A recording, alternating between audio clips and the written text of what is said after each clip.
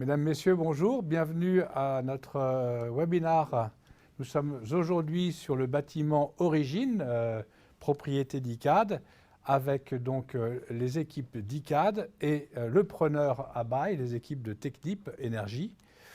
C'est donc avec l'ensemble des équipes ICAD et Technip et les équipes d'exploitation de ce bâtiment Origine qu'on vous reçoit aujourd'hui pour ce webinaire pour vous parler un petit peu de la mise en exploitation d'un bâtiment Smart Building. Nous avions eu l'occasion il y a quelques semaines, quelques mois de cela, de faire le point avec Benjamin Fiquet, le directeur de l'exploitation et de l'exploitation responsable d'ICAD, avec les équipes de conception-réalisation pour vous parler de Smart Building en conception-réalisation. Ce beau bébé Origine est maintenant vivant depuis 1 an et, avec Technip Énergie. Donc il est plein de vie avec des collaborateurs qui y travaillent tous les jours. Et c'est l'occasion pour nous de faire un point sur l'exploitation d'un Smart Building. Et donc j'ai le plaisir d'accueillir ce matin Benjamin Fiquet, le directeur de l'exploitation de l'ICAD, et Olivier Quintin, le responsable de l'exploitation de Technip Énergie. Donc bonjour messieurs. Alors, une toute première question, Benjamin, pouvez-vous nous resituer un petit peu le contexte d'origine voilà, de ce bébé? Et puis, Monsieur Quintin, nous dire quelques mots sur votre vécu dans le bâtiment depuis 1 an. Très bien. Ben, merci Alain. Un grand plaisir de tous vous accueillir ce matin par la voie de ce webinaire et un grand plaisir de rassembler toute l'équipe exploitation dans cette matinée. Vous verrez, il y a beaucoup de contenu et on est ravis d'avoir rassemblé cet deuxième épisode, après l'épisode conception-construction, d'avoir pu rassembler l'équipe exploitation autour de nous pour cette matinée. Et avec grand plaisir d'être accompagné, et c'est vraiment très important pour nous avec Technip Energies, c'est les bâtiments, on leur donne vie, mais c'est l'utilisateur finalement qui les rend vivants et qui donne tout son sens à l'intention que l'on a de ces bâtiments avec autant d'ambition. Donc vraiment merci de nous donner cette opportunité et de nous avoir accordé le temps d'avoir cet épisode 2, phase exploitation, qui est essentiel pour nous. Donc Pardon, je ne t'ai pas proposé. Donc je ne sais pas quand j'allais faire. Voilà. Il y a un bouton noir pour aller en avant. Olivier, peut-être un petit mot d'accueil avant que... Oui, mais écoutez, je vous remercie de m'accueillir et d'accueillir Technip Énergie pour ce partage d'expérience, puisque c'est vrai que ça va faire bientôt 1 an que nous sommes sur site et que l'ensemble de nos collaborateurs vivent Origine au quotidien et on en est ravis et ravis de cette collaboration dont on va avoir l'occasion de parler ce matin. Donc, merci. Donc, en ce qui concerne ICAD, vous connaissez naturellement l'entreprise, qui est une société immobilière appuyée sur 3 métiers de la foncière tertiaire, qui est le premier acteur du Grand Paris, avec un patrimoine d'environ 8 milliards d'actifs, la foncière santé, qui est également un des premiers acteurs européens pour l'immobilier de santé, et enfin une activité de promotion, de développement, qui est un acteur de référence notamment sur la construction bas carbone avec sa dernière filiale Urbain des Bois, qui construit une ambition forte sur ces questions de bas carbone. Notre raison d'être, qui est résumée ici en quelques mots, de concevoir, construire, gérer et investir dans des villes et quartiers immeubles qui soient des lieux innovants, des lieux de mixité inclusif, connectés à l'empreinte carbone réduite, le fait bon vivre, bon travailler. Et c'est bien l'ambition des lieux connectés, c'est que ce soit un enabler quelque part des lieux où il fait bon vivre, bon travailler, et d'où notre plaisir d'accueillir Olivier à nos côtés ce matin. L'immeuble Origine, qui se situe donc sur Nanterre, sur un territoire qui est au pied de Nanterre Préfecture, au pied de la Grande Arche, au pied et à 2 pas de l'Arena 92, que d'aucuns peuvent connaître avec les événements qui sont aujourd'hui actifs, qui est un bâtiment qui est très modestement un des bâtiments les plus performants au monde. Vous pouvez le voir dans ce panel de certification, il est triple certifié HQE BREEAM ce qui est assez rare pour un immeuble. Il a le privilège d'être le plus grand immeuble certifié E3C2. Donc pour les sachants de la construction bas carbone, c'est quand même une prouesse et tout à fait notable. On est à 839 kg de CO2 par mètre carré en ACV, ce qui est tout à fait remarquable. Et il a également l'immeuble le plus certifié en R2S 3 étoiles. Et merci à toute l'équipe et Alain de nous avoir accompagnés pour cette certification, ainsi qu'une attention donnée et très forte sur Ready to Osmose, qui est l'attention à la qualité de vie bien-être, à côté du label américain WELL que d'aucuns connaissent mieux. Une attention enfin sur la biodiversité avec Biodiversity. Donc un bâtiment multimédaillé et qui prend vie, comme tu l'évoquais, un grand bébé qui prend vie, qui a un grand potentiel. 66 000 m² de surface utile brute locative. Il est dans un îlot urbain mixte. C'est l'attention programmatique d'ICAD d'avoir fait tout à la fois un quartier de vie avec des bâtiments tertiaires et un bâtiment de logement qui est au milieu de ce quartier. Il est ouvert sur la ville. Il y a eu des grandes ouvertures urbaines qui ont été réalisées, notamment entre le boulevard des Bouvets et Archipel Vinci pour aller vers le RER. 5000 m² d'espaces paysagers qui ont été créés à cette occasion, ainsi que des patios et des loggias. Dans les dispositions constructives, je vais faire juste un rappel de l'épisode 1. C'est vrai que c'est un immeuble qui a été déconstruit. Plusieurs éléments ont été réemployés sur différents immeubles en construction, notamment sur notre bâtiment Fresque, qui est dans le 15e arrondissement. Également, ça a été réemployé sur le bâtiment Pulse. Tous les encadrements des potagers sont issus d'un bâtiment déconstruit ici. Donc ça a lancé finalement, le bâtiment Origine a été à l'origine de quelques initiatives, notamment autour du réemploi et de tout ce qui est connectivité. On y reviendra très largement. 70 000 heures également d'heures d'insertion dans le chantier, ce qui est très important et très important pour la collectivité locale. Et on s'est attaché à en faire une réalité opérationnelle au service du projet. Donc après, quelques métriques qui vous donnent l'ampleur de ce bâtiment, qui en fait quand même un bâtiment de première catégorie. R2S, finalement 3 étoiles. Alors, Alain en parlera bien mieux que moi. Il atteint un niveau encore inédit à 115 points sur les 133 points dans sa première version. Alors je parle sous tout contrôle de Lydia, déléguée générale que je salue. 133 points, 115 points, ce qui fait du bâtiment un bâtiment en tout cas qui a toutes les qualités intrinsèques pour fournir à son utilisateur la qualité de service attendue et l'ensemble des éléments qui viennent sécuriser cette infrastructure. Alors peut-être merci déjà Benjamin de cette introduction. Petite présentation générale de Technip Energies, qui existe depuis 60 ans maintenant, qui compte 15 000 employés répartis dans 34 pays et qui est un leader dans les solutions d'engineering technologique pour notamment de plus en plus se tourner vers la transition énergétique. Nous opérons actuellement 450 projets de par le monde et nous étions situés auparavant dans une tour IGH, pas très loin d'ici, sur le parvis de la Défense. Et il a été décidé en 2017 de prendre à bail sous forme de BFA Origine, qui nous a conduit, on va le voir, à intégrer les locaux l'année dernière.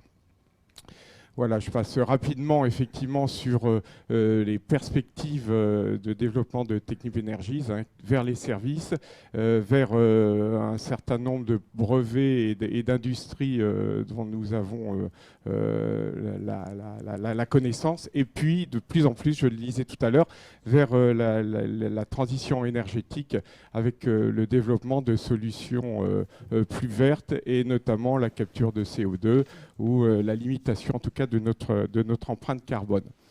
Donc dans la perspective et les objectifs du real estate qui gouvernent le groupe aujourd'hui, nous avons 4 piliers qui sont effectivement avec une roadmap assez forte de réduire notre empreinte carbone pour arriver à une neutralité zéro en 2030 et une réduction de 30% de nos émissions d'ici 2025. Bien sûr, tout ça dans un contrôle financier des coûts pour rester raisonnable et une standardisation de nos implantations. Je viens de vous préciser qu'on est présent dans pas mal de sites à l'international et donc avoir, si vous voulez, des normes que l'on va développer un petit peu partout dans le monde et que l'on déploie ici sur Origine. Le tout étant bien sûr tourné vers l'attente des collaborateurs, hein, ce qui, je dirais, conduit mes équipes au quotidien à Origine, vers l'attente, le bien-être des solutions proposées aux collaborateurs. Alors, plus précisément, Technip à Origine, nous avons une partie de l'ensemble immobilier sur un bâtiment et demi, soit 52 000 m². Nous sommes arrivés il y a presque un an, je vous le disais, en août 2021, et nous avons installé 2800 postes de travail sur les 8 étages que compte le bâtiment. Alors on a un certain nombre, vous le voyez sur la slide présentée, de solutions pour permettre aux collaborateurs d'évoluer dans un environnement, je dirais, moderne, répondant aux attentes actuelles de flexibilité, d'évolution et de confort. Donc un certain nombre de bulles, des open space bien sûr, puisqu'il n'y a plus de bureaux individuels, beaucoup de facilités en termes de salles de réunion qui sont modulables, sur lesquelles on peut agir sur la température. Enfin ça, on va en parler à travers tous les capteurs qu'il peut y avoir, des business centers, des solutions de coworking aussi, de grands espaces qui sont offerts aux salariés, des solutions de réunion à plus grande échelle avec un auditorium assez important, et puis beaucoup de services aux collaborateurs pour le bien-être, un certain nombre de restaurants qui sont ouverts pour certains d'entre eux toute la journée, des salles de fitness, etc., etc. Voilà, donc les équipes de Technip Energies travaillent en main dans la main avec les équipes de Benjamin, hein, sur site. Nous avons une petite équipe, nous, pour la maintenance de ce grand ensemble immobilier, mais nous partageons des prestataires communs, je pense qu'on va en parler un petit peu plus tard, avec les équipes de Benjamin au quotidien pour assurer, je dirais, le fonctionnement de ce très très beau bâtiment et le confort de l'ensemble de nos occupants qui sont à ce jour ravis de leur transfert, je dirais, d'un vieil IGH dans ce beau bâtiment. Voilà. Ben, merci messieurs de cette mise en contexte à la fois du bâtiment et puis des équipes Technip Energies qui l'occupent aujourd'hui. Je vais vous demander d'être très attentif avec ce qui va se dire dans les minutes qui viennent. Tu voulais dire quelque chose, Benjamin, peut-être? Non, remercier Olivier. C'est vrai qu'il fait ma journée en nous remerciant et en nous accueillant. On remercie également Frédéric Lemoine qui a passé une tête et que je salue, directrice immobilier de Technip Energies. Donc, un grand plaisir. Et voilà, je remercie également toutes les équipes qui vont se succéder. C'est assez nouveau pour elles de prendre la parole comme ça. C'est assez inédit. Ça va bien se passer. Alain, je compte sur toi. Voilà, ça va bien se passer. On a un timing serré. Alors, j'ai pas donné le déroulé. Je vais me permettre de le refaire. Merci, messieurs. Restez attentifs. Je vous propose, on va accueillir les deux personnes suivantes. Vous allez nous revenir en fin de session pour nous donner un petit peu ce que vous retenez de ce qui s'est dit. Donc, j'accueille Thomas Becquet, responsable exploitation chez ICAD, et Mustapha El Mansouri, responsable d'affaires chez Engie Solutions. Bienvenue, messieurs. Donc, on a 3 thématiques à voir ce matin avec vous. La première, évidemment, c'est on a un magnifique bâtiment, Smart Building, Benjamin le rappelait, R2S 3 étoiles, avec toutes les technologies, toutes les solutions qui vont bien. Donc, le premier thème qu'on va aborder, c'est quelles sont les conséquences en termes d'exploitation? C'est quoi finalement une exploitation d'un bâtiment smart? premier thème. Et puis, vous succéderont 2 autres intervenants qui vont nous parler des problèmes spécifiques de l'infogérance de ce fameux réseau Smart et tous les sujets liés à la cybersécurité que l'arrivée du numérique induit dans le bâtiment. Et puis, on conclura par une séquence autour des questions du BIM exploitation, qui est un sujet tout à fait important. Et donc, on demandera ensuite à Benjamin et Olivier de revenir pour faire la synthèse et un petit peu ce qu'ils ont retenu de tout ce que vous allez nous dire. Alors, notre timing est serré. Thomas, vous avez la télécommande. Donc, en un quart d'heure, tous les deux, c'est quoi une smart exploitation? Expliquez-nous tout ça. Alors, merci Alain, bonjour à tous. Alors, effectivement, pour vous présenter un petit peu de manière assez globale un réseau smart au sein d'un bâtiment, on peut dire que déjà c'est une architecture de type Ethernet qui est prévue pour relier tous les équipements techniques des bâtiments. Donc, ce réseau est administré par... ces équipements sont donc reliés par étage à des switches, et ces mêmes switches sont reliés à des concentrateurs, à des cœurs de réseau, donc qui vont récupérer l'ensemble des données issues de ces capteurs, enfin des capteurs ou des équipements techniques de chaque étage. Voilà, ou bien aussi des informations en provenance de la GTB, du contrôle d'accès ou même de la vidéosurveillance. Voilà, donc l'ensemble de ces données sont recueillies et permettent, après traitement, après analyse, après traitement, donc un pilotage plus fin et précis du bâtiment. Voilà, ce qu'on peut dire, c'est le nombre de d'informations qui sont recueillies qui permettent donc ce pilotage affiné. Très bien. Voilà, donc d'où proviennent, donc pour vous montrer un petit peu d'où peuvent provenir les informations. Donc on a des informations qui proviennent de différents capteurs qui sont répartis en nombre sur l'étage, et puis après toutes les informations en provenance de la lumière, des luminaires, de tous les appareils qui sont sur protocole IP, des différents objets connectés qu'on appelle IoT aussi, qui peuvent être installés sur les compartiments, tout ce qui concerne le courant faible, tout ce qui va concerner la CVC, puis voilà, les comptages d'énergie, du photovoltaïque, etc. Voilà, donc pour être un petit peu global sur tout ça. Et donc la récupération de ces données va permettre d'atteindre plusieurs objectifs, dont notamment donc d'offrir de nouveaux services aux utilisateurs. On pourra voir certains cas d'usage tout à l'heure. Tout de suite, là.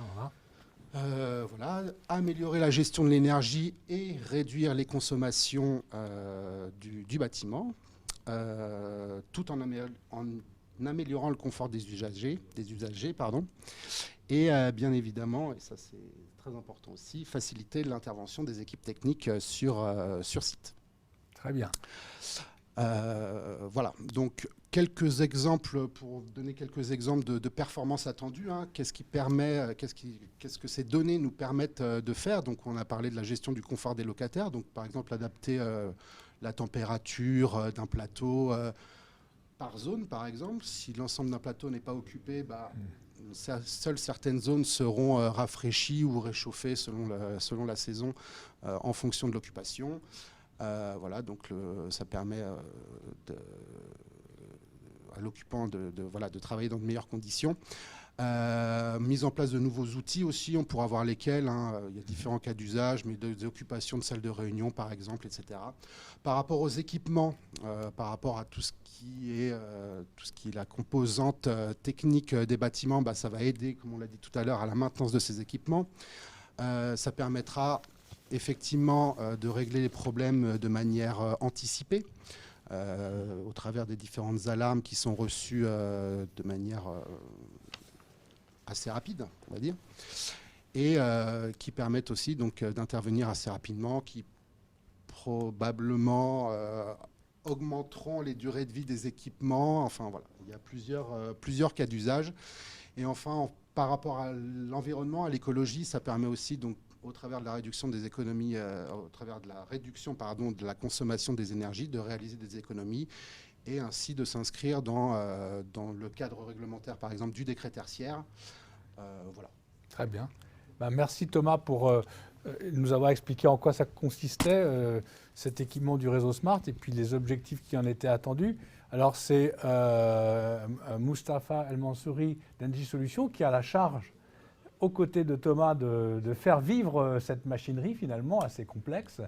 Et vous allez nous dire comment vous y prenez et nous détailler 3 cas d'usage, je crois, sur lesquels vous avez pu développer en vous appuyant sur cette infrastructure Smart. Tout à fait. Je vous remercie de nous avoir accueillis aujourd'hui. Et aujourd'hui, Engie Solutions est l'un des principaux acteurs de la gestion multitechnique et de la gestion de l'infrastructure réseau en infogérance. Donc, dans ce cadre-là, il y a eu un appel d'offres qu'on a gagné et pour la gestion de l'immeuble avec toutes ces nouvelles technologies. Très bien. Voilà. Alors, le bâtiment est doté d'un réseau IP sur lequel tout est connecté. Tout est connecté, tous les équipements sont connectés et ils sont adressés pour éviter tout ce qui est intrusion et attaque. Je me permets de faire un commentaire. Oui. C'est la qualité, alors là c'est très technique, mais les connaisseurs apprécieront les textes et les schémas qui sont projetés ici. Mais c'est la qualité de ce réseau qui a valu en particulier la très bonne note que ICAD a obtenue en conception-réalisation. Voilà. 3 étoiles au niveau du R2S. Donc, sont interconnectés sur ces réseaux-là, tout ce qui est vidéosurveillance, contrôle d'accès, interphonie, et l'outil principal de GTB qui nous aide à piloter et à donner la satisfaction du confort aux occupants. Très bien. Donc aujourd'hui, il a été déployé sur l'immeuble Origine une Smart Exploitation via un outil qui s'appelle Smart ONM, qui nous permet d'intégrer tout ce qui est données recueillies. Donc, ça part d'un jumeau numérique qui est une maquette 2D et 3D sur laquelle il y a tous les équipements. Et ces équipements, ils sont associés tout ce qui est DOE, les fiches de mise en service, les notices. Et c'est un outil indispensable pour l'exploitation du bâtiment. Après, on a le monitoring de tout ce qui est confort de l'occupation. Donc, c'est la gestion des espaces avec des modes occupation, absence et inoccupation. C'est vraiment ce qui nous permet de ne pas envoyer de l'énergie dans les espaces inoccupés. Il y a un monitoring des équipements, c'est vraiment une gestion des indisponibilités des équipements. Donc aujourd'hui, quand on met à l'arrêt un équipement ou qu'il en dérive, on a une alarme et ça génère un bon d'intervention et une demande d'intervention instantanée. Donc, après, il y a le monitoring de l'énergie. C'est les remontées des 2700 compteurs qui nous permettent d'avoir un suivi fin et des alertes. Donc, après, il y a tout ce qui est pilotage de l'activité. Donc, suivi des interventions préventives, curatives.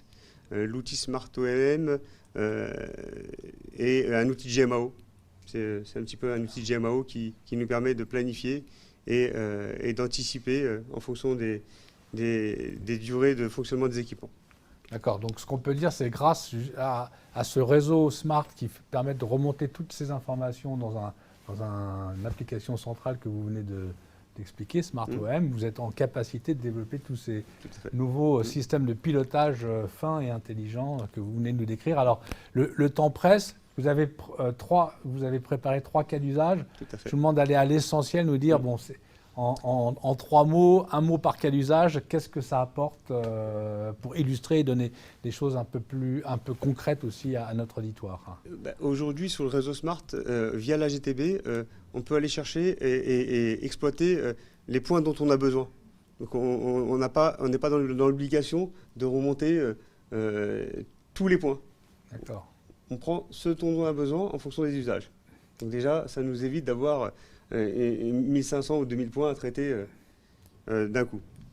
Donc après, il y a le monitoring de l'occupation et de gestion des espaces. C'est vraiment sur la maquette 2D, on voit si l'espace est occupé ou pas. Super. après les bénéfices. On n'a pas le temps je suis désolé, on n'a pas le temps de voir tous les bénéfices. On les ressent, les bénéfices, à travers ce que vous venez de nous dire. Je vous propose de passer au deuxième cas d'usage. Tout à fait. Donc aujourd'hui, c'est la proactivité sur les interventions correctives.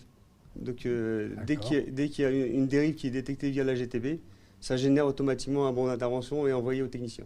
Très bien. Donc ça nous évite d'avoir quelqu'un derrière un poste à surveiller et à attendre qu'il y ait des alarmes. Ça arrive directement sur Donc vous êtes la plus tablette. efficace dans votre travail au Tout à fait. quotidien. Et souvent, on intervient en proactivité avant que l'occupant s'en rende compte. D'accord. Super. Donc ça, c'est le deuxième cas d'usage. Là, on a compris les bénéfices. Troisième cas d'usage, alors, pour... C'est le monitoring et l'exploitation des consommations. Donc on a un suivi fin des consommations avec des alertes et des seuils. Donc dès qu'on a un dépassement de seuil, ça génère une alarme et ça envoie aussi une demande d'intervention pour aller faire une vérification et intervenir. Très bien. Donc 3 cas d'usage qui illustrent finalement en quoi, avec ces outils modernes, nouveaux, vous êtes plus efficient dans votre travail au quotidien en tant qu'exploitant. Vous apportez un meilleur service également aux occupants. Avec la proactivité. Vous leur offrez des outils de monitoring plus pointus, etc. Et vous optimisez tous vos processus. Merci pour ce témoignage. Je voudrais redire que vous pouvez nous poser des questions via le chat. Là, je ne crois pas avoir vu de questions, mais n'hésitez pas. On avait prévu de faire des séquences de questions-réponses à l'issue des 3 séquences, mais comme je n'ai pas de questions, je vous propose qu'on les fasse en fin de session. Je vous remercie, messieurs. Et donc, on va passer à la session suivante. Merci beaucoup pour ce témoignage. Et donc, on va accueillir maintenant Frédéric Coffrier, responsable de projet chez ICAD, et Lionel Cornil, responsable d'affaires chez Equants, qui vont nous parler d'un sujet qui est tout à fait nouveau. Bonjour, messieurs. Enfin, nouveau.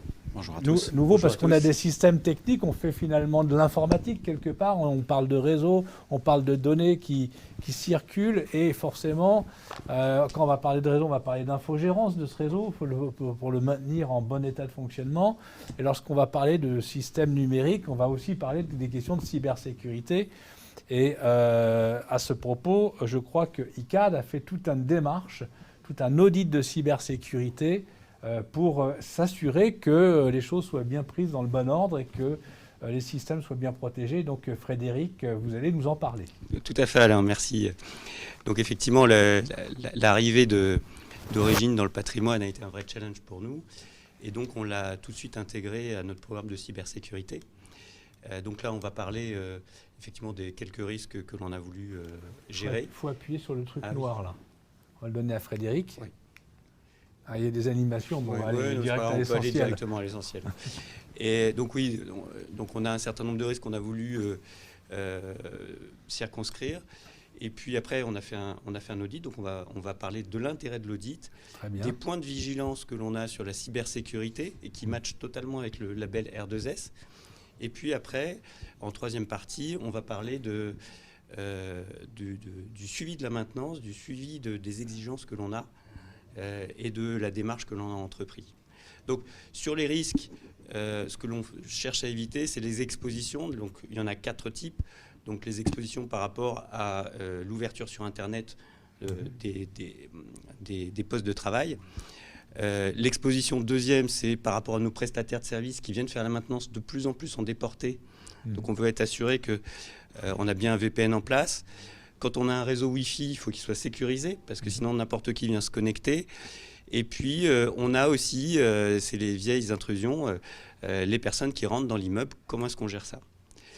Donc, alors, tout d'abord, on a lancé un audit sur le bâtiment. Donc, le côté important de l'audit, c'est que ça permet de marquer une entrée du bâtiment dans la cybersécurité. Ça permet de, premièrement, on missionne un spécialiste qui va nous donner un état récapitulatif de tout ce qu'il peut y avoir comme problème, mais également, ça nous permet de faire le point avec notre équipe de maintenance et de la fédérer avec nous, de rentrer en contact avec elle et donc d'avoir un discours et une construction de la cybersécurité que l'on va mettre en place. Et en dernier lieu, c'est un inventaire des équipements que l'on a sur le site, et on va voir après que l'inventaire, c'est vraiment essentiel pour bien maîtriser la cybersécurité. Donc là, on va passer très brièvement sur les points de vigilance d'ICAD sur la cybersécurité. Donc, c'est des choses assez évidentes, hein. C'est les accès physiques. Comment est-ce qu'on gère les badges? À qui est-ce qu'on donne les accès aux locaux? Donc ça, c'est... Alors, je ne vais pas le répéter à chaque fois, mais tous les points que vous allez voir là font partie du label R2S. Donc, ça veut dire que si on répond au R2S, quelque part, on est assuré de répondre à tous ces points de sécurité. Donc, on a les accès physiques, on a les accès logiques, c'est-à-dire comment est-ce qu'on donne les identifiants, à qui sont donnés les identifiants, est-ce qu'on laisse les accès ou est-ce qu'on ne les laisse pas? Parce qu'au bout d'un moment, il y a des gens qui quittent le site. Et donc, à ce moment-là, ce n'est pas la peine de laisser les accès. Après, alors ça, c'est plutôt de la maintenance, c'est les incidents, détecter les incidents, savoir s'ils ont été réglés, et on les documente et on les historise. Les vulnérabilités, donc d'où l'importance d'avoir un inventaire de nos équipements, c'est de mettre en place des correctifs, les mettre à jour, et donc de voir si on peut les mettre ou pas les mettre. Donc au niveau de la maintenance, c'est avoir une maintenance préventive, une maintenance corrective si on a une attaque, et puis toutes les maintenances doivent être sécurisées quand elles se font à distance. Enfin, alors effectivement un inventaire du matériel, on l'a déjà dit, et puis après des bonnes pratiques des gestions des systèmes d'information, c'est-à-dire quand on change un matériel, on tient l'inventaire à jour, on a des logiciels de surveillance, et ça je vais bientôt laisser la parole à Lionel qui vous en parlera, et les sauvegardes, les antivirus, les pare-feux, et on durcit, c'est-à-dire que les logiciels n'ont pas besoin d'être forcément ouverts et avoir toutes les disponibilités possibles, mais on les restreint à faire ce qu'ils doivent faire uniquement. Donc j'en passe à la troisième partie. Donc finalement, le management de la sécurité chez ICAD, c'est premièrement des points de vigilance, donc on appelle ça des politiques, on vient de les voir. Deuxièmement, c'est faire un contrat, évidemment, donc on a un contrat de smart building sur le site, donc avec un prestataire. Et au moment de la mise en place de ce contrat, eh bien, on fait un PAS, un plan d'assurance sécurité, qui nous permet d'avoir un dialogue constructif et de rédiger une sorte de convention sur les attentes du réseau Smart et sur les attentes de la cybersécurité. En troisième point, on s'est rendu compte lors de l'audit qu'il manquait un suivi. Donc on a monté avec Engie et Equance un système de veille.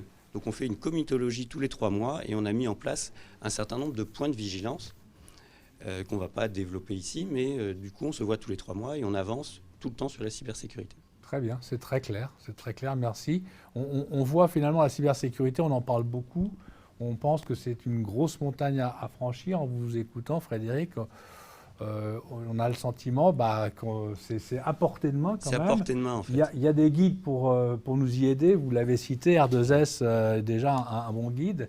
Il y a une volonté, bien entendu, d'implémenter. Il y a un peu de bon sens paysan, BSP, là, des méthodologies. Et puis aussi une passée d'outils et puis des partenaires pour nous aider, bien entendu. Pour vous aider. Et donc, ça me permet de passer la parole à Lionel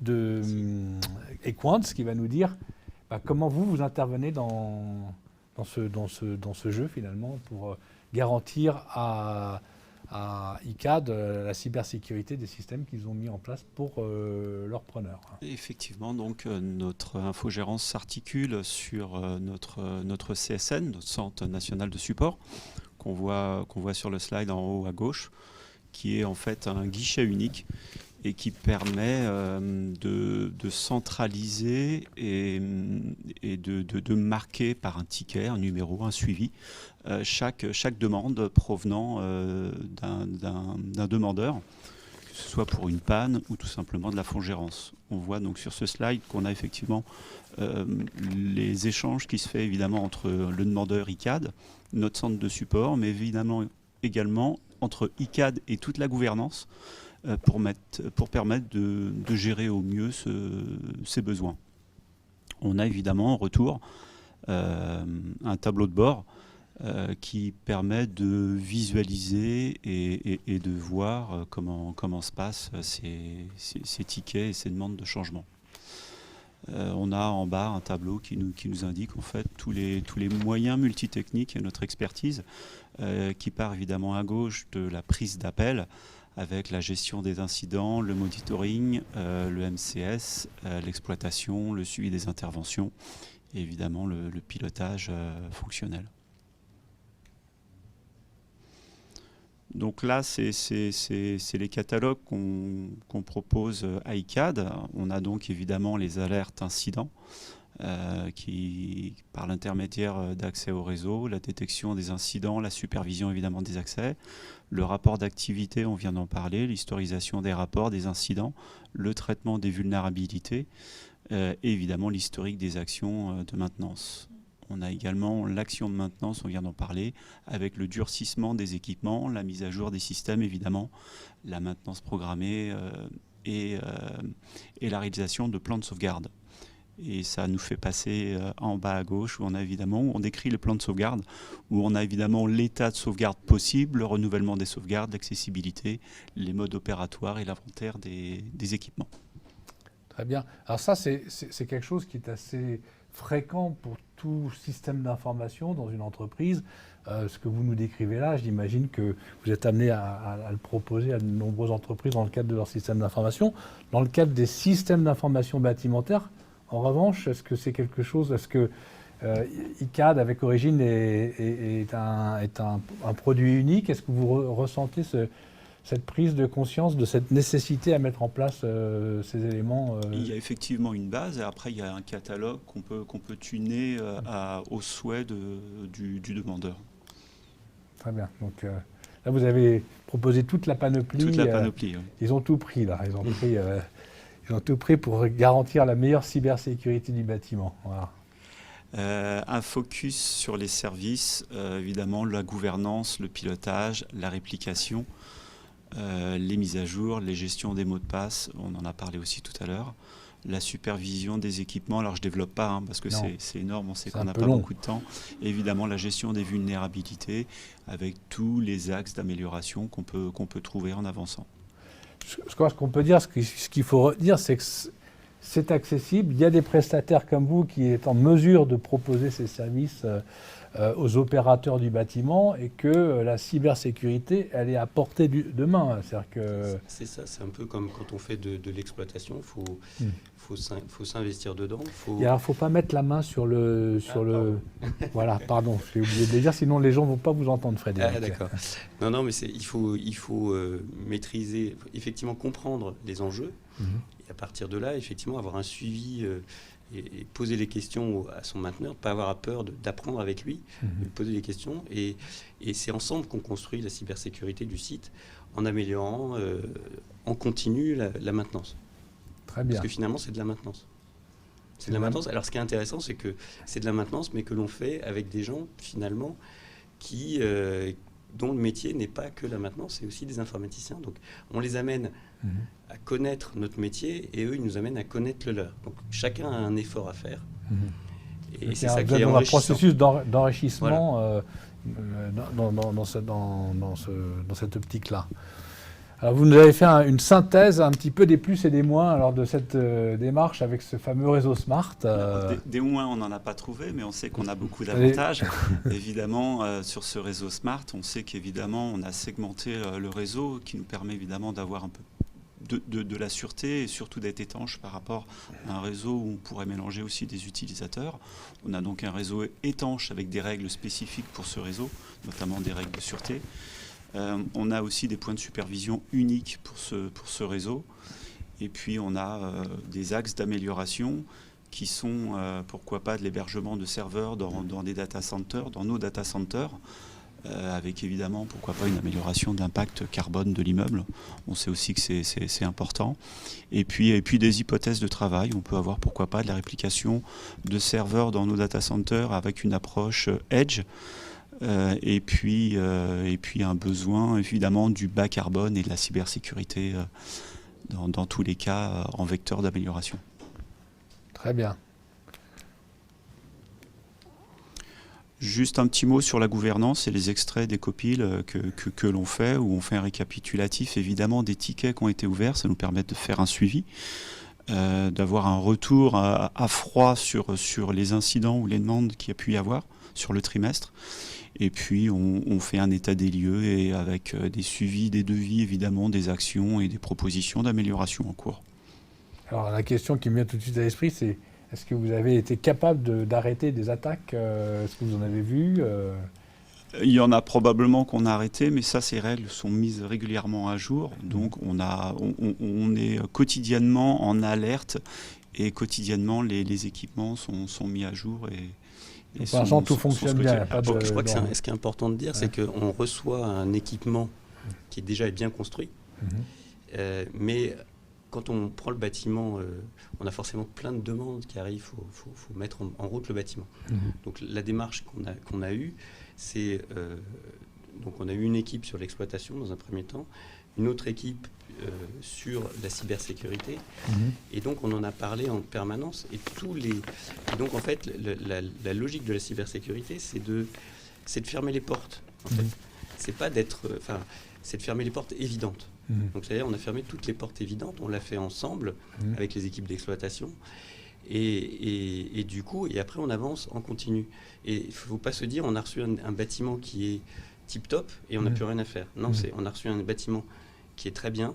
Maintenant, on a des choses à faire au quotidien et à mettre en place dès le démarrage. Et alors au début on commence petit, puis au fur et à mesure on augmente et forcément dans les copiles, on a des problèmes à régler et on les règle avec le temps aussi. Très bien. Écoutez, merci beaucoup pour ce témoignage, c'était très clair. Ça démystifie un petit peu cette question de la cybersécurité qui semble une montagne inaccessible. On voit que c'est tout à fait accessible à porter et bravo de l'avoir mise en œuvre sur le projet Origine. Je rappelle à notre auditoire que vous pouvez nous poser des questions, on les prendra donc en fin de session. Frédéric Lionel, merci beaucoup pour votre témoignage. On va passer à la quatrième séquence de cette matinée en accueillant Anne-Sophie Duroy, la BIM Officer de ICAD, et Jérôme Deroubet, le BIM Manager de NJ Solutions, qui vont nous parler très concrètement de ce fameux BIM Gestion Exploitation Maintenance. Alors, qu'est-ce que c'est que ce BIM Gestion Exploitation Maintenance, Anne-Sophie? Alors effectivement, on va essayer d'être le plus concret possible parce que c'est quand même un vaste sujet. Mais peut-être avant de rentrer dans le cœur du BIM exploitation, vous faire un petit rappel sur le déploiement du BIM sur Origine et notamment ça nous permettra d'introduire le sujet de cette passation entre cette maquette BIM DOE qui est livrée et celle qui sert aujourd'hui à nos cas d'usage BIM exploitation. Donc sur Origine, on a lancé une démarche donc, de BIM niveau 2 qui a mené donc, à la livraison de plusieurs de ces maquettes BIM DOE, on en parlera juste après. Et là, aujourd'hui, on est encore dans une phase, même si on en voit de plus en plus le bout, de constitution vraiment de cette maquette BIM exploitation avec des enjeux de simplification, d'allègement de maquettes et d'intégration dans la chaîne d'outils qu'Engie utilise au quotidien pour ces cas d'usage-là. Et là, aujourd'hui, donc, on commence à mettre en œuvre des cas d'usage liés à la maquette 3D. Et vous allez voir, c'est assez, on va largement faire écho à la première partie qui a été présentée tout à l'heure sur la Smart Exploitation, puisqu'on ne réinvente pas des cas d'usage. On va simplement venir aujourd'hui essayer d'intégrer cette maquette 3D pour renforcer ses usages et en faire le maximum, soit à destination des équipes d'exploitation, soit à destination de nos équipes ICAD pour tout ce qui est gestion patrimoniale. Donc voilà un petit peu le parcours avec des défis, c'est-à-dire qu'aujourd'hui on va dire qu'on apprend en marchant sur ce sujet-là. On a des bonnes surprises, des mauvaises surprises, mais ça va faire déjà donc quasiment, ça fait 1 an même, puisque la maquette DOE a été livrée au décembre. Ouais. Donc du coup, voilà, ça fait déjà 1 an qu'on travaille sur ce sujet-là. Donc pour résumer, vous avez pris la maquette DOE, vous l'avez simplifiée pour en faire quelque chose d'exploitable, c'est ça? C'est ça. Parfaite transition. Donc On va vous présenter comment on a enrichi et mis en œuvre la maquette BIM Exploitation à notre usage. Donc on a recueilli les 141 maquettes fournies en DOE qui étaient très riches d'informations. Donc on les a allégées en retirant les détails qui étaient inutiles en exploitation, comme les poignées de fenêtres sur les ouvrants, afin de l'alléger et de la rendre consultable dans son ensemble. Très bien. C'était la première étape. Ensuite, la maquette était décomposée par plusieurs niveaux que vous voyez sur la miniature qui est en haut à droite. Donc en exploitation, on a besoin d'avoir une vision globale de tout l'actif afin de pouvoir interconnecter notre plateforme de solutions et de diagnostiquer les pannes sur un ensemble d'un process. Donc c'est la première étape de recollement. Et ce qui nous permet d'avoir un objectif de pilotage au niveau de la solution et de pouvoir utiliser le jumeau numérique pour tout ce qui est note de calcul de dimensionnement qui servira dans le label de monitoring d'énergie. Alors, ce processus de, je dirais, de simplification, en quoi consiste-t-il en 2 mots, là, pour Donc, nous expliquer? Il consiste à alléger toute la géométrie par l'eau technique, D'accord. parce que dans la partie construction, on crée dans le modèle numérique des livrables en 3D par corps de métier et par entreprise. Le rôle en exploitation, c'est de réunir tous ces modèles en un seul et unique élément et de remonter les informations utiles à l'exploitation et au pilotage du patrimoine sur un seul et unique modèle. Pour traduire, par exemple, on aura dans la partie structure toutes les poutres porteuses ou autres qui ne sont pas utiles en exploitation. Donc on représente cette enveloppe géométrique et on enlève tous les niveaux de détail comme les boulons, les écrous. D'accord. Qui ne Donc on serviront garde pas à l'essentiel qui fait du sens dans l'exploitation du bâtiment. C'est ça. Très bien. Donc ça a été réalisé, c'est fait. C'est fait. Bon. Alors maintenant, comment on va l'utiliser, ce truc-là alors? Déjà aussi, ce qui est important de noter, c'est que aujourd'hui, ça nous permet, nous, ICAD, de faire le chemin arrière et le chemin en arrière, et maintenant dans nos cahiers des charges en conception-réalisation aussi, de prendre en compte ces sujets-là pour que les prochaines se passent de mieux en mieux et que ce temps de passation se raccourcisse et soit de plus en plus efficace. Les usages, ce qu'on en fait. On a aujourd'hui, donc, on a différencié 2 types de cas d'usage. On vous a fait quelques focus après donc, sur 3 cas d'usage précis. Sur la partie donc, cas d'usage destinée à la maintenance, à l'optimisation de la maintenance, qui est principalement opérée par les équipes d'Engie. On a divisé ça en plusieurs catégories, mais on a notamment donc, tout ce qui va être optimisation des interventions correctives, l'optimisation du plan de maintenance grâce à des études faites sur la modélisation, notamment des équipements dans la maquette. On regarde aussi tout ce qui va être nouveaux projets d'aménagement pour vérifier qu'il n'y ait pas de conflit avec les futures interventions de maintenance. Donc ça, c'est vraiment en termes d'optimisation de la maintenance. Et vous voyez qu'on retombe sur des cas d'usage qui ont été évoqués tout à l'heure sur la Smart. C'est complémentaire. Exactement. Et donc la maquette BIM vient être un outil supplémentaire, un apport d'informations supplémentaires pour aller conforter ces cas d'usage. Et après, on s'intéresse également à des cas d'usage plutôt patrimoniaux, c'est-à-dire qui intéresse ICAD en direct sur ces sujets-là. Donc on a tout ce qui va être la participation au pilotage de la performance énergétique du bâtiment. Comment est-ce qu'on peut contextualiser et visualiser ces informations-là dans la maquette 3D. Le pilotage des surfaces, évidemment, et tout ce qui va être historisation des travaux et des interventions de maintenance qui sont effectuées tous les jours sur le bâtiment. Et donc, on vous propose de faire quelques points de focus sur 3 de ces cas d'usage. Et Jérôme commence avec l'optimisation de la maintenance. C'est ça. Donc, au point de vue d'optimisation de la maintenance, il y a le premier niveau qui est de rendre proactifs nos interventions via le géoréférencement des équipements sur une vue 2D et 3D, donc sur le jumeau numérique. Cette proactivité permet de remonter les données dynamiques et les paramètres de fonctionnement au niveau de l'équipement. Donc pour traduire, lorsqu'on a une demande d'intervention, par exemple d'un trop chaud dans un bureau, les liens de parenté qui seront affectés à l'équipement permettra d'anticiper et de dire aux techniciens que c'est le groupe froid qui est en défaut.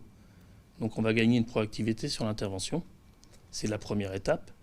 La deuxième étape, en local, on aura ce que vous avez dans la deuxième miniature, c'est la remontée dynamique de l'ensemble des paramètres de fonctionnement qui permet d'analyser toutes les dérives et de voir si ces dernières sont par des effets de pompage de puissance ou autre. D'accord. Donc plus dire à l'occupant on a résolu le problème, mais d'aller vraiment dans le cœur de la résolution. Vous offrez au technicien qui va intervenir tout. Il a tout sous la main. Il sait où se trouve le problème, à quoi il est lié. Il a toutes les informations liées à l'équipement potentiellement en défaut. C'est ça. Et la prochaine étape qui est en résolution des objectifs, c'est de l'aider au diagnostic de panne lorsque ça devient compliqué. Alors, tout ça, toute cette information, cette richesse d'informations qui est dans la maquette numérique d'exploitation, cette maquette, elle est sur quel outil en fait? C'est un outil à part? C'est l'outil qu'on nous a présenté tout à l'heure? Donc, aujourd'hui, elle est hébergée dans un accès full web sur SmartOM. Donc, SmartOM a un viewer intégré qui est d'Autodesk pour que tout ce qu'on développe aujourd'hui en exploitation soit interporable avec nos concurrents et autres. Très bien. Donc elle est dans votre outil d'exploitation maintenant. Elle est valorisée dans l'outil et elle est exportable à tout outil. Très bien. Du marché. Alors je vois que vous avez mis prochaines étapes. C'est bien ça. Dites-nous tout. Donc aujourd'hui, on a fait la première étape d'enrichir les équipements. Donc on s'est concentré sur tous les équipements stratégiques, comme les clapets coupe-feu, les vannes d'arrêt, les organes de régulation, pour les positionner au plus juste de l'équipement pour faciliter l'intervention et de corriger éventuellement le modèle, le cas échéant. Donc c'est cette première partie d'enrichissement qu'on a fait. Et aujourd'hui, on est en train de l'enrichir pour la dernière étape qui était finie. C'est l'utilisation de l'intégralité du comptage afin d'avoir une analyse énergétique à la pièce ou à l'équipement. Donc au final, l'objectif final, c'est de pouvoir gérer la performance d'un équipement par rapport à ses fournitures d'énergie et à ses liens de parenté. D'accord. Arriver à avoir un plan pluriannuel de travaux adéquat et responsable point de vue carbone. Donc là, ce qu'on comprend, c'est que cet outil, cette maquette numérique d'exploitation, elle est vraiment partie intégrante du processus de vie de l'exploitation du bâtiment, permet d'enrichir la connaissance et d'anticiper et surtout de partager l'information avec tout intervenant d'un processus qui est le client ou un économiste ou autre. Très bien. C'est le premier cas d'usage. Anne-Sophie, il y avait d'autres choses à dire sur ce cas d'usage Non, je pense qu'on a tout dit. Un deuxième alors peut-être. Un deuxième. L'optimisation du pilotage des surfaces. Donc là aujourd'hui, on avait donc notamment du fait de toutes les maquettes qu'on a reçues en partie DOE. C'est pour ça que c'était très important pour nous de passer par cette étape de recollement, notamment pour aller attaquer ces sujets d'extraction de quantitatif, de surface, puisqu'on avait des doublons en fait dans les différentes maquettes. Donc maintenant que cette étape est réalisée, on peut aujourd'hui de manière facile extraire des surfaces, extraire des quantitatifs. Et là, donc, on est vraiment sur des cas d'usage qui intéressent toutes les parties prenantes. C'est-à-dire que là, aujourd'hui, bien sûr, nous, pour notre pilotage d'actifs, c'est intéressant. Pour le plan de maintenance, c'est intéressant aussi de pouvoir récupérer toutes ces informations-là rapidement. On peut avoir des cas d'usage à destination de nos occupants qui doivent lancer des appels d'offres. Voilà. Donc, c'est vraiment un cas d'usage important pour nous. Et donc là, on arrive aujourd'hui à les extraire. Et la prochaine étape, c'est d'essayer de plus visualiser et contextualiser ces informations à l'intérieur du modèle 3D pour pouvoir assez rapidement visualiser, par exemple, les zones occupées. Les zones, faire la distinction aujourd'hui, nous en tant que propriétaires, des zones qui sont encore libres aujourd'hui ou des zones qui vont se libérer bientôt. Alors là, on n'est pas forcément sur un cas d'usage origine, mais ça nous sert aussi de projet pilote pour des usages futurs sur d'autres bâtiments. Et donc là, voilà, donc on est aujourd'hui sur une étape. On a fini de standardiser la data à l'intérieur. Donc là, on va passer à l'étape d'automatisation de ces extractions pour pouvoir le faire de manière régulière et de plus en plus fine. Oui. Donc si je comprends bien, c'est une meilleure connaissance de votre bâtiment à travers une quantification contextualisée et comparable. Lorsque vous l'aurez déployé sur plusieurs bâtiments, ça vous permettra aussi de faire des comparaisons, j'imagine, toutes choses étant égales par ailleurs. Oui, Donc tout à fait. un outil très puissant, ce BIM exploitation. Avec finalement. beaucoup de potentiel en tout cas. Et les derniers cas d'usage? Donc c'est sur le focus énergétique, donc ça va regrouper l'intégralité des fonctionnalités qu'on a mises en place. Donc vous voyez en fait sur la carte 2D, on arrive à représenter les consommations énergétiques de climatisation et de chauffage sur chaque pièce. C'est-à-dire qu'en fait on met un seuil, je dis une bêtise, de 50 watts par mètre carré, et lorsqu'on va dériver ce seuil, on pourra faire passer la pastille verte à un état orange et rouge par événementiel, ce qui va permettre d'analyser les dérives. On a mis une règle sur la période d'occupation-inoccupation pour que l'énergéticien puisse savoir si la consommation en pic va être en période occupée ou inoccupée. Ça pourrait se traduire par exemple par une défaillance et que l'éclairage ne reste allumé la nuit. C'est tous ces cas d'usage-là qu'on essaye d'automatiser afin d'anticiper et analyser les dérives. Et la deuxième partie de ce cas d'usage qui est aussi très intéressante pour nous, c'est en fait de comparer les simulations théoriques qu'on peut faire sur la base du modèle 3D et de les comparer avec les performances réelles du site pour pouvoir soit identifier des écarts soit importants, soit inexpliqués, et pour pouvoir aller encore plus loin justement dans ce pilotage de cette performance énergétique du réel comparé au théorique pour en optimiser l'utilisation. C'est toutes les simulations thermodynamiques ou d'exploitation dont vous voyez la miniature sur le côté. Très bien. Alors on se demande comment on faisait avant. Alors, avant, on reproduisait en fait l'enveloppe du bâtiment dans les logiciels. Par exemple sur Revit de ClimaWin, qui est interconnectable. Donc on remodélisait l'enveloppe, on remettait en fait l'UBAT des parois et des fenêtres et on refaisait le calcul. Sauf qu'aujourd'hui, comme le jumeau numérique a déjà été modélisé et est interporable, on évite ce gain de temps et c'est surtout démétré. Parce que, comme disait Anne-Sophie, c'est que dans l'objectif précédent, on a contrôlé les surfaces du bâtiment par rapport aux surfaces géomètres. Donc on a déjà des données fiables.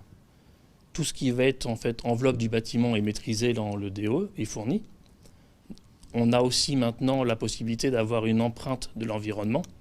Donc ça veut dire que tous les masquages solaires sont automatiquement interconnectés à l'outil et ça ouvre des possibilités de modélisation et surtout d'études de cas de dérive qui est de plus en plus fine. très bien. Il y a d'autres. Non, c'était les 3 cas que vous aviez prévus. C'est fini. Oui.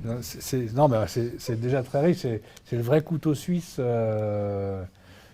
pour l'exploitation du bâtiment, ce BIM exploitation. Alors je crois que nous avons quelques questions. Je vais me retourner sur mon ordinateur. Comment avez-vous pu rendre la maquette BIM exploitation fluide? C'est la question d'un de... Et comment est-elle tenue un jour? Voilà, 2 questions en une Donc question. pour la fluidifier, ce qu'on disait, c'est qu'on a repris les géométries. Donc la reprise des géométries, vulgairement, on a retiré tout ce qui est fond de plan des objets. En fait, la modélisation Revit a 2 possibilités. Soit avoir des modélisations génériques, donc qui sont avec un poids très léger.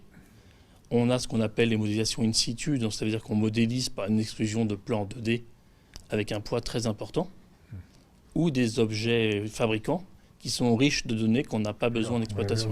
Vous avez enlevé Donc on a inutile. épuré tout ce qui ne nous intéressait pas. On a enlevé... C'est lourd à faire, c'est une opération complexe. En fait, non, parce que si on le traite à l'objet, comme l'objet est dupliqué dans le modèle, c'est moins inquiétant que ce qu'on pourrait croire. D'accord. Si je peux juste compléter, je pense que la plus grosse difficulté, ça a été de nous challenger sur ce qui est vraiment utile ou pas. Ouais. Puisque NJ sait aujourd'hui ce dont ils ont besoin pour la maintenance. Nous, de notre côté, c'est encore un peu flou. Donc on a dû faire quelques arbitrages à chaque fois sans vraiment savoir si ça serait utile dans un cas d'usage. Donc on a passé quelques moments sympas. Choisir, c'est pas simple. Exactement. Pour nous, en tout cas, ça a été la plus grosse difficulté. Et il n'y a pas qu'une seule et unique maquette BIM exploitation. Il y en a une qui permet d'être consultée pour nous exploitants sur la maintenance. D'accord. Et après, il y a plusieurs maquettes BIM exploitation qui sont fluides, qui permettent d'être analysées dans une JED ou autre pour faire les d'autres cas. Très bien. Alors je me permets la deuxième partie de la question, c'est comment c'est tenu à jour cette affaire-là? Donc la mise à jour de cette affaire, on a dans la plateforme SmartOM un ticket comme une demande d'intervention Ouais. qui permettent de prendre en compte toutes les demandes de cloisonnement. D'accord. Donc moi, je reçois une demande qui est fait avec un petit point sur la carte qui me dit qu'il y a une nouvelle cloison à faire. Et on revient tracer les plans sur fourniture de DOE fournie et un contrôle sur le Vous terrain. avez un processus de mise à jour permanent. Très bien. Et j'ai beaucoup de questions pour vous. Et une autre question qui n'a rien à voir, est-ce que le BIM exploitation ne fait-il pas doublon avec la GTB? La GTB, ça permet d'avoir un process ou autre. Le BIM exploitation, le fait de remonter la donnée automatiquement auprès du technicien, c'est un gain de temps parce qu'aujourd'hui, quand on fait une intervention standard avec une GTB, vous avez une programmation horaire qui est très bien. Vous avez votre température, mais le technicien, il a deux possibilités. Soit il va à la GTB en premier, il change les consignes parce qu'elles ne vont pas. Et une fois sur deux, il ne voit pas la cliente pour le rassurer. Ça, c'est le cas standard. Soit il monte la voir, il dit je reviens. Et là, ça crée une frustration. Aujourd'hui, comme les données sont directement disponibles auprès du technicien, on gagne déjà en rapidité, en traçabilité auprès de l'occupant final. Et ce qu'il faut bien aussi avoir en tête, c'est qu'il faut bien comprendre le rôle de cette maquette. C'est-à-dire que elle sert à centraliser l'information et à alimenter ou à recevoir d'autres informations pour les contextualiser. Donc elle ne peut pas en elle-même remplacer des fonctionnalités qu'on a dans d'autres outils de la chaîne d'exploitation. Elle est vraiment là pour apporter un socle pour centraliser et contextualiser cette information. Très bien. Merci beaucoup pour votre témoignage. Merci. Je rappelle pour ceux qui ne le savent pas que la notion de maquette numérique et maquette numérique d'exploitation fait partie des critères du référentiel R2S. Donc là aussi, vous avez coché les cases. Merci bien à vous. Je vais rappeler Benjamin et Olivier pour la dernière phase de notre session de ce matin, pour la conclusion. Voilà, ils arrivent. En synthèse, donc... Nous avons pu voir trois sujets importants. Donc, les conséquences en termes d'exploitation d'un bâtiment smart, doté d'un réseau smart. C'était le premier volet de notre première session. Les questions liées à l'infogérance de ce réseau et puis aux mesures à prendre en termes de cybersécurité. Et puis aussi et surtout, je dirais, parce que ça c'est de la technique, les cas d'usage, la valeur d'usage qu'on pouvait retirer avec ces nouveaux outils, notamment le BIM gestion, exploitation, maintenance. C'était les trois thématiques. On voit donc que ce bâtiment origine est smart et que derrière, il y a des smart équipes quand même pour en prendre soin. Benjamin, Olivier, est-ce que vous avez entendu votre réaction Ce qu'il faut en retenir. Ce qu'il faut en retenir. Hop. Le mot de la fin, quoi. Olivier. Effectivement, le maître mot, je pense, c'est vraiment une création de valeur pour les usagers, les occupants, nos clients internes, nous qui gérons l'exploitation. Donc là, je parle bien des collaborateurs de Technip Energies. Et puis également, on le sait tous, c'est dans notre viseur, c'est la création de valeur environnementale. Donc toujours travailler à réduire notre empreinte carbone, à limiter nos consommations et à optimiser au mieux un bâtiment qui a priori tous les outils, qui a été conçu, qui est équipé et qui est opéré pour obtenir les meilleurs résultats. Et on en parlait tout à l'heure en introduction, avec les nombreuses certifications, on devrait arriver à des performances assez efficaces. Tout à fait. Alors, il y a, et vous l'avez évoqué, il y a la maîtrise du continuum. Alors, le continuum, c'est le lien finalement que crée le numérique entre les phases conception, construction et exploitation. Donc, je me réjouis d'avoir ce moment dédié à la phase d'exploitation parce que ce continuum, c'est vraiment un facteur de succès. On voit qu'on a encore des progrès à réaliser dans la bonne compréhension, la bonne intégration des standards de conception et la pensée finalement des équipes d'ingénierie en amont et de quelle manière on les adapte en exploitation. Ce qui n'est pas forcément une évidence parce qu'il y a des besoins. On appuie sur on, nous généralement, c'est ce que je dis. C'est que les équipes, et notamment les équipes d'Engie, nous on appuie sur on. Quand on appuie sur on, généralement on a des bonnes surprises, mais aussi des mauvaises surprises. Et on a parfois des écarts, et c'est vrai que ça demande vraiment un travail continuel d'adaptation et de compréhension entre l'exploitation et en amont ce qui a été conçu. Voilà. C'est pas toujours aussi simple que ça. Donc ce continuum il est vraiment fondamental et vous l'avez vu, hein, techniquement ça va très loin et possiblement très loin avec des nouveaux enjeux, notamment sur la cyber, de maîtrise du risque et de couverture de risque. Le deuxième élément, et tu l'évoquais Alain, des smart équipes, oui, c'est essentiel. C'est-à-dire que le développement des compétences, et vous l'avez vu ce matin, est fondamental. De quelle manière nous, on accompagne à la fois dans nos cahiers des charges, on donne les moyens aux équipes de maintenance de FM de prendre en charge des bâtiments de cette catégorie, comment ça permet aux entreprises et à tout un écosystème de monter en compétences, que les équipes soient en capacité de maîtriser, d'asservir à leurs besoins ces équipements pour en tirer toute la performance.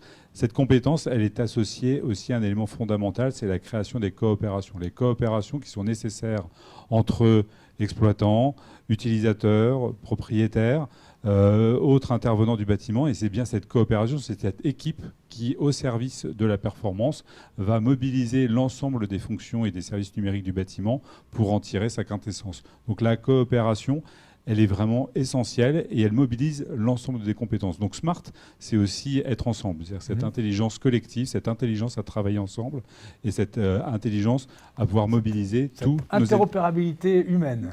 Allons-y. Tout à fait, transparence, coopération et effectivement échange au quotidien. C'est très très important dans l'organisation de nos services respectifs. Il y a vraiment un besoin important. Je regarde en même temps les questions qui nous sont posées, messieurs. On peut rappeler tous les intervenants pour les questions là, sur... Oui, mais là c'est une question pour l'occupant, parce que c'est vrai que ce matin, et c'était l'objectif de cette réunion, c'était de vous parler de l'exploitation au sens complet du terme, et je pense qu'on a été assez complet sur le sujet, mais j'ai aussi beaucoup de questions vis-à-vis de l'occupant, puisqu'on a dit que ça apportait finalement de la valeur à l'occupant, des nouveaux services, et donc la question qui est posée, c'est quoi ces nouveaux services pour l'occupant? On a vu les services exploitants, mais les services occupants, qu'est-ce que vous en retirez comme occupant, comme service? Déjà, un environnement de travail qui s'adapte aux besoins des occupants. Les occupants, on l'a vécu avec la pandémie, on l'a vécu peut-être déjà en amont avec les évolutions des modes de travail. Les occupants ont besoin d'agilité, d'efficacité, d'immédiateté dans leurs demandes.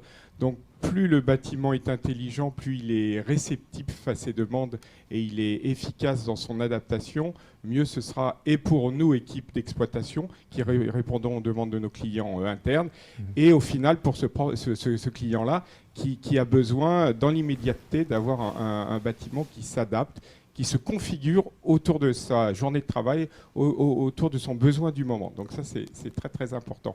On n'est plus dans... Aujourd'hui, un occupant va avoir 3, 4, 5 lieux de travail dans sa journée.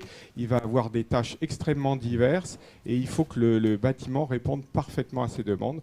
Et on l'a vu, grâce à toutes ces nouvelles fonctionnalités, on aura quelque chose de plus efficace et de plus collé à sa demande au quotidien. Un bâtiment agile, réactif, un bâtiment agile et des équipes réactives pour répondre à vos besoins. Et une technologie en temps réel, quoi. Voilà, c'est ça. On ne nous demande pas quelque chose pour dans 24 heures, c'est toujours pour tout de suite, voire même un petit peu avant. Et donc, j'ai une autre question, c'est comment on mesure la satisfaction de cet occupant?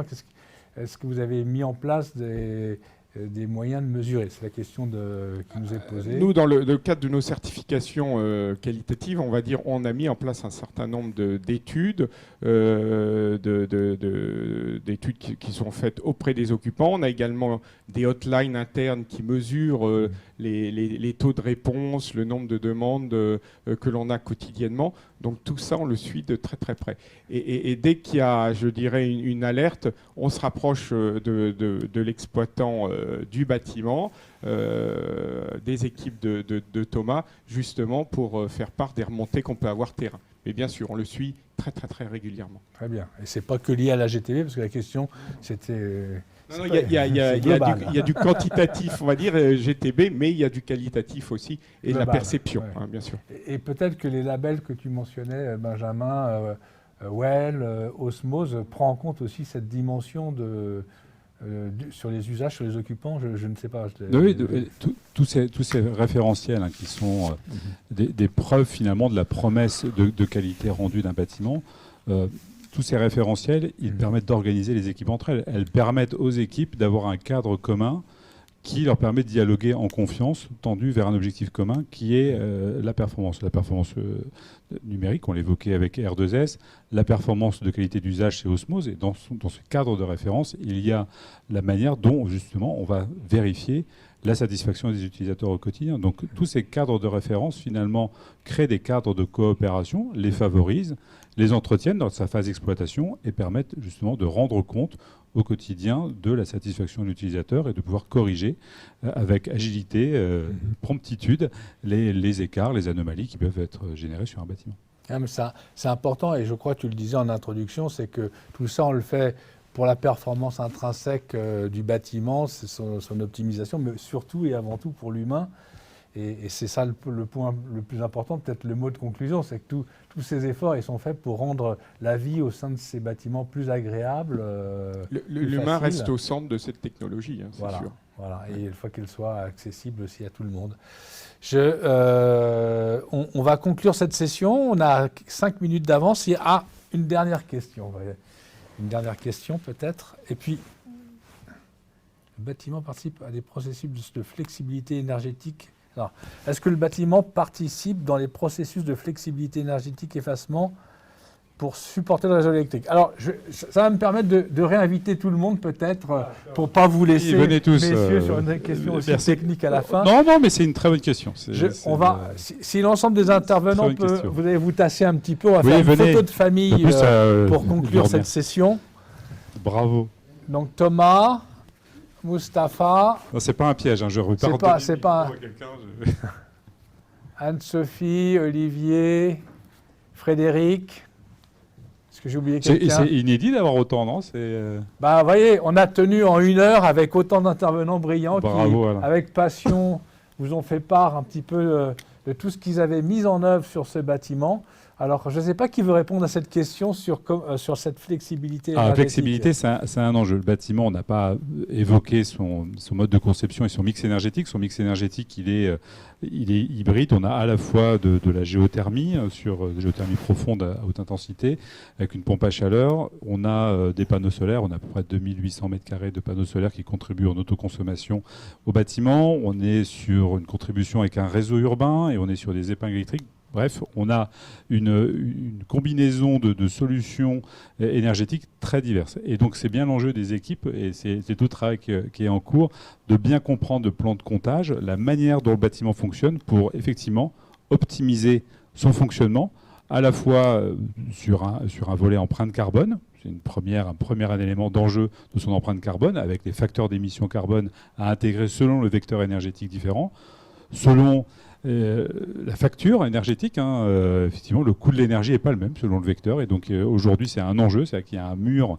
important et une hausse des prix qui est très importante. On a le dernier élément, c'est le kilowattheure utilisé. Et sur le volet de flexibilité, c'est un des enjeux qu'on va regarder, de quelle manière on peut organiser le fonctionnement du bâtiment selon le contexte énergétique du territoire et les besoins de flexibilité, et de voir comment, à la fois techniquement, on organise son analyse fonctionnelle dans des scénarios à élaborer. Comment, dans les usages avec les équipes, on peut avoir un scénario d'occupation ou d'organisation du travail qui permet cette flexibilité. Ça fera partie des travaux sur les prochains mois. C'est un sujet d'actualité, c'est un sujet effectivement qui nous préoccupe, cette flexibilité carbone, prix et tension énergétique. C'est un enjeu partagé aussi avec Technip Énergie, si j'ai bien compris votre introduction. Vous disiez que c'est important aussi. Tout à fait, pour nous également, c'est très important, et ça va devenir un élément d'actualité, comme vous le disiez. Super, on se donnera rendez-vous dans un an, pas dans 10 ans comme disait la chanson, mais rendez-vous dans un an pour parler un petit peu peut-être de cette résultat de cette flexibilité. En tout cas, je voulais vous remercier pour votre participation. On a des équipes qui ont la pêche, un bon dialogue riche et interactif entre le propriétaire et l'occupant. Et donc tout ça, ça fait du smart building avec des 4 étoiles alors. 4 étoiles, il faudra l'inventer, voilà. Merci à tous. Donc, je voulais vous dire que ce webinaire est enregistré. Il sera visible en replay sur le site de la SBA dans les jours qui viennent, j'imagine. Merci beaucoup de votre présence virtuelle, mais de votre présence tout de même, et à ceux qui nous écouteront en replay. Et merci aux équipes ICAD, Technip Energy, Engie et Equans qui ont fait autour d'Origine un super projet Smart 3 étoiles. Merci bien, à bientôt.